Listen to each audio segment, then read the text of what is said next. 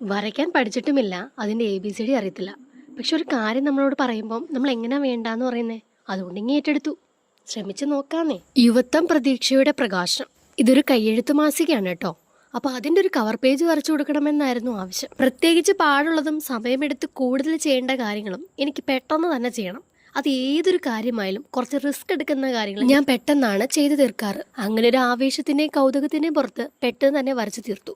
A4 ഷീറ്റിലാണ് വരച്ചത്. പിന്നെയാണ് colour അടിച്ചാൽ കൂടുതൽ കളർ ആവുമല്ലോ എന്ന് വിചാരിച്ച് വരച്ചത് മാറ്റിയിട്ട് ചാർട്ട് പേപ്പർ A4 സൈസിൽ കട്ട് ചെയ്ത് പിന്നെയും വരച്ചു തുടങ്ങി.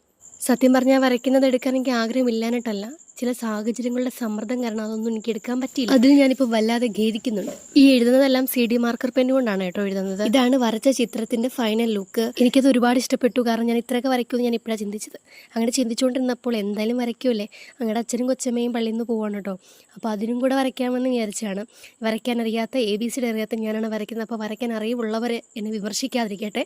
അപ്പോൾ ഇത് കണ്ടുകൊണ്ടിരുന്ന ചേച്ചിയുടെ മോൻ പറഞ്ഞു, അപ്പോൾ എന്നെയും കൂടെ വരയ്ക്കണം. അവനെയും നമ്മൾ തള്ളിയില്ല, അവൻ്റെ പിക്ചറും നമ്മൾ വരച്ചു കൊടുത്തു. ഇന്ന് പള്ളിയുടെ ഗ്രൂപ്പിൽ ഈ ഒരു വീഡിയോ വന്നപ്പോൾ എനിക്ക് ഒരുപാട് സന്തോഷമായി. അതിലൊരു ഭാഗമാവാൻ എനിക്കും കഴിയും. ഈ വരകളിൽ തെളിയുന്നത് ദൈവം നൽകിയ വലിയൊരു അനുഗ്രഹത്തിന്റെ പ്രകാശമാണ്.